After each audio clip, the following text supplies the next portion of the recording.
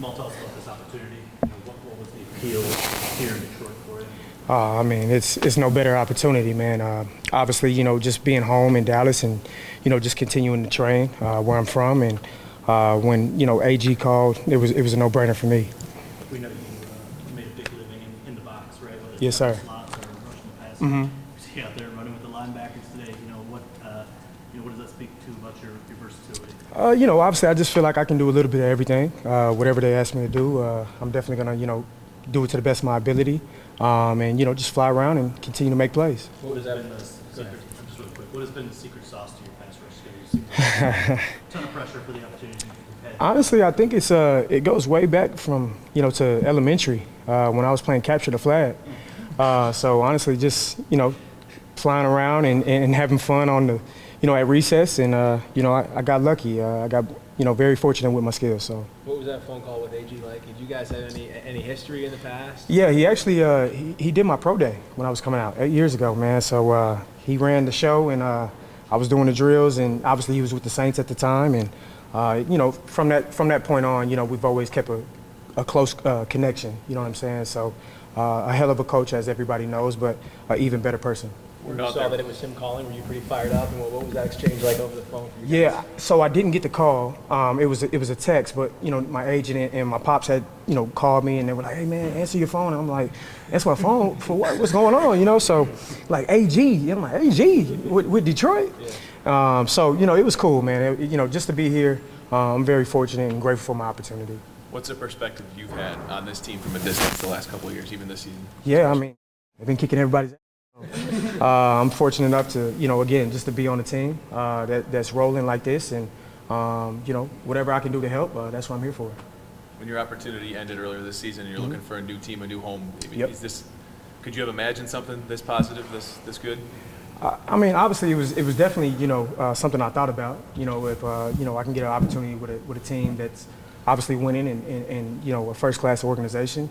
So obviously, when the call came, it was like a dream come true, so very fortunate. Your resume obviously speaks for itself, but injuries have obviously slowed you the past couple of years. You feel like you have something to prove still in the NFL and coming here? I mean, I don't really, I'm not out there to prove anybody wrong or, prove anything to anybody, more so just to myself, to go back out there and continue to make plays and do what I've always done. Obviously injuries have taken a toll, and, I've been through the fire with it. But, I'm very grateful, just to be here with you guys and ladies as well, and just to continue my career. That's what it's about. What's your first impression of Dan Campbell?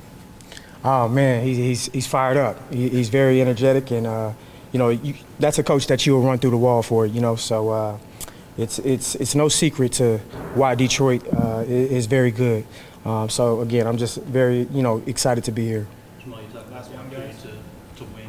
You've been to the playoffs twice in your career. The opportunities become fewer and fewer as you get later in your career. Yeah. How important is it for you to experience that playoff and experience Absolutely. success? Absolutely. Man, it's a dream come true. They didn't have to call me.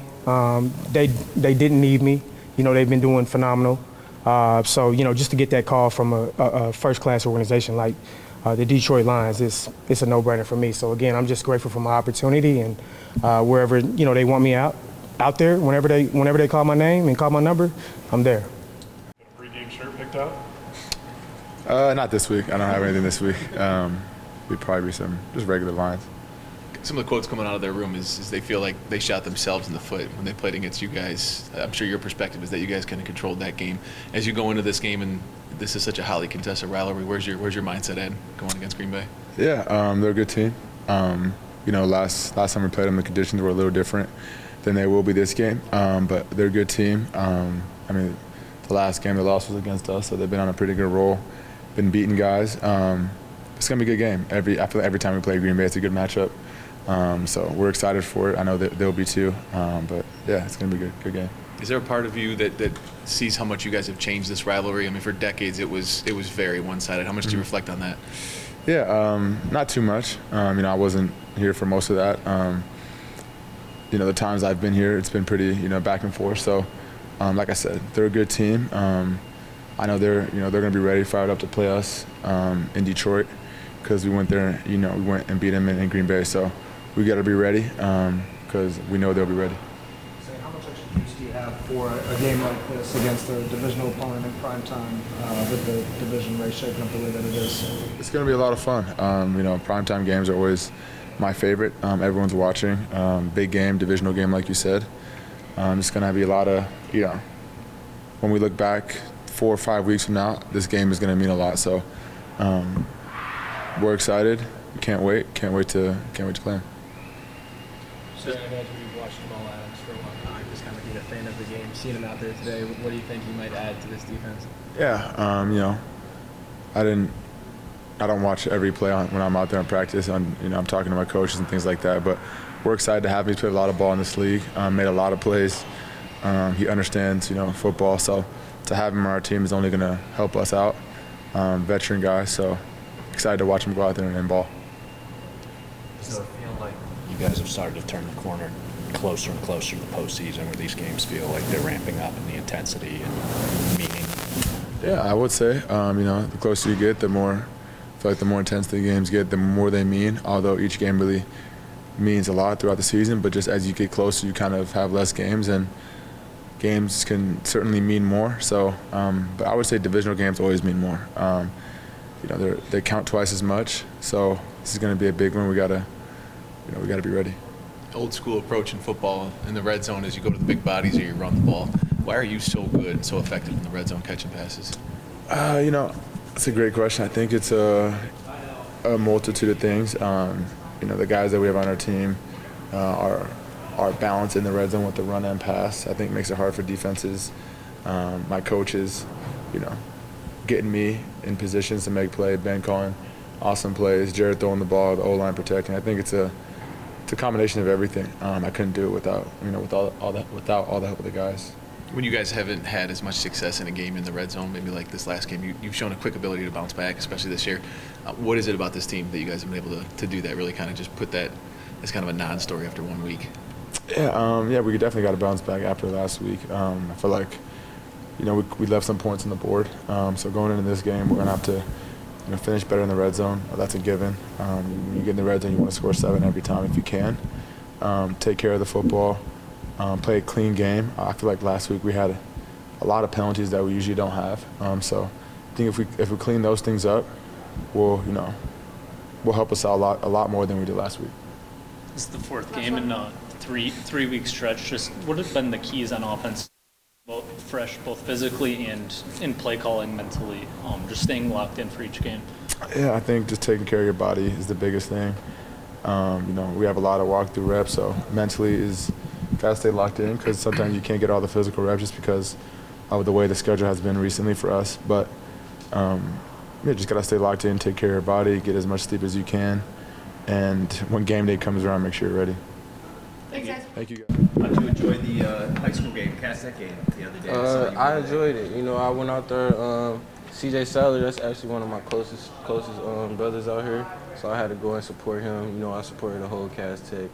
It was a good game though, kind of blowout. They had a good game going on offense.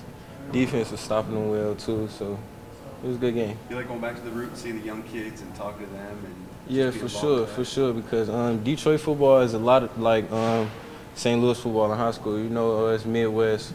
A lot of the kids go to camps together and meet a lot of kids there, so you create bonds and relationships there. I met a lot of people from camps and stuff that I'm still cool with, still talk to, keep up with every other day. So, it's good, and I think it's real comparable to St. Louis football. What kind of stories was Donovan telling you? Do you know how good of a high school player he was here? Oh yeah. I heard about it. He didn't even have to tell me. I heard about it. Real ranked, high, and I went to Ohio State, so I played against him. He was on our scouting report a lot, and I just knew about him for a long time back. I know you got a track background. Did you ever do hurdles back then? Yeah, I did. I think I did every event. I did every event before.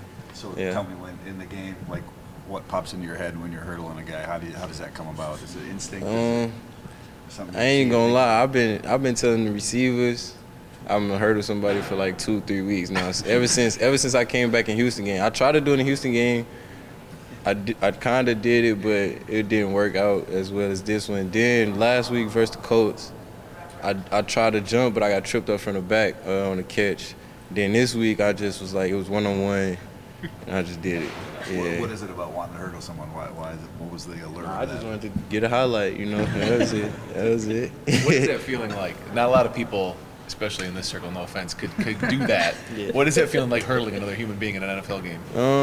You know, I think it was exciting. You heard the crowd go crazy. That was probably like one of the only plays or the first plays I've actually like been on the field and hear the sound in the crowd change. You know, from just like normal. Then when I jumped over him, it was just real loud. So you know, I think it's exciting to me, my teammates, the fans. You know, that's what I try to do though. I try to create excitement for everybody who watching us play and watching me play. You know. You heard the dude standing up. I mean, he was basically standing up. You know what I mean? Yeah. Have you ever done your best event in track, Jamal? Nah, I ain't doing it in college. I did it 2 times my senior year though. The first game of my senior year, I did it. I scored, and you know, in St. Louis, like in high school, you're not supposed to, you can't hurdle no people. It's a penalty, but they didn't call a penalty on that when they kept the touchdown on. And then I did it in my last game in the state championship. I hurdled somebody. I rolled over on them, but I was never down. Got up and finished, but they called it a flag, so it got called back. Yeah. What was your best event in track in high school? My best event, I would probably say, my favorite event would probably be the 200 or the 400. You got any state records? Any like regional records? I think I got the state record in the 300 hurdles. Before me though, it was Ezekiel Elliott's record. Yeah, he had the record. Then I think I broke the record. So you know, I think that's the only one though. I got a national record too for the 4x4 relay. It was me, Hassani Barr. He run track at Alabama right now. Brandon Miller, he an Olympian. He went to Texas A&M. He an Olympian right now. And Lazarus Williams, that's I forget his pop's name, but he played for the Rams and he played for the Cardinals. Aeneas. Yeah. Yeah. Aeneas Williams, that's his son. So we got 4 of you. Yeah, we got a 4x400 national record. We was like, it was either 15. No, I think we was 17, 18 age group, but we ran. I don't remember the time, but you could look it up. What leg did you run? I think I ran the second leg. So Yeah. who had the anchor? Brandon, yeah. We all was like similar speed in 400, but you know, we could just spread it around and let whoever run what. You talked about returning punts or wanting to a couple weeks ago. You closer to maybe getting in Phipps here to getting that done? What's the? I think that's out of my hands, you know. If I get back there, then that just happens. But you know, I'm not forcing it, you know. What is it about that sort of is alluring to you too? You know, just the ability to make a play, go back there and get good field position. You know, maybe return it. That would be the main thing. Phipps said it's you and Terrion are always asking for chances back there. Yeah, it was actually during the game, that same game. I've been asking him ever since, though. I went up to him that game because I seen St. Brown about to go back there. I'm like, what's going on? Because me and Phil, we joke around a lot. You know, we real close, got a real good relationship. So I went up to him playing, like, what's going on while I'm not back there and things like that. But, you know, I caught a couple punts this week in practice, and you know, it's not nothing that's on my mind, but, you know, if it happened, it happened. Some people don't want to play special teams.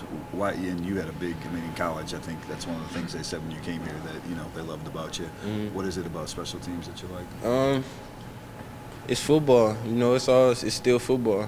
You got the ability to make a play, you know, and change the game on special teams. I feel like that's where the game changes. It's still game changers on special teams as it is on offense and as it is on defense. So, you know, people tend to shy away from that, but in the league, it's real serious. Like in college, I feel like people don't really take it that serious, but in the league, like, that's a real position, you know. So I feel like people got ability to change the game on special teams, no matter if it's kickoff, punt return, or kick return, you know, field goal, all that, field goal block. But, you know, that's plays where the game could be made at. So, you know, you could put somebody with some special ability at any position and make a play.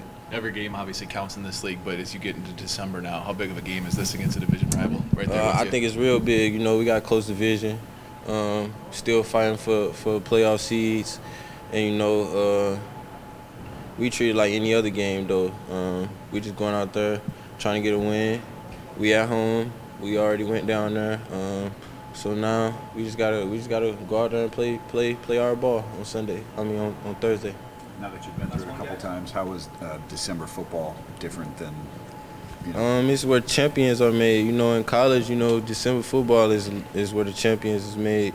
If you go far, and then in December, in the NFL, it's like where championship teams come together and stuff like that. You know, it's real good football in December.